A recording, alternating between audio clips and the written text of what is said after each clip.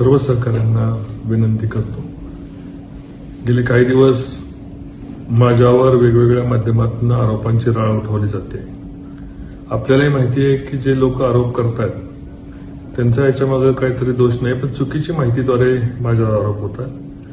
पण माझी आपल्याला कडकडून विनंती आहे की ज्या पद्धतीने मी काही ऑडिओ ऐकले, मग ते राष्ट्रवादीचे नेते महबूब शेख यांना असतील किंवा आता अंधारेताईंच्याबद्दल एकेरी पद्धतीने वाक्यरचना असेल, कृपया माझी विनंती आहे की आपण त्यांना संवैधानिक भाषेमधून आपण त्यांच्याशी लढूया.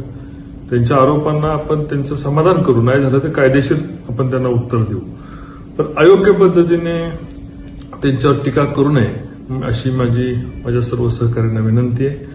आपली संस्कृती, आपली परंपरा आपण टिकवायची, आपल्याला बदला नाही घ्यायचा, आपल्याला बदलाव करायचा. जी घोषणा आपण गेले 1 वर्ष दिलेली आहे त्या घोषणेला अनुकरून आपलं वागणं असावं. जय हिंद, जय महाराष्ट्र. एबीपी माझा, उघडा डोळे बघा नीट.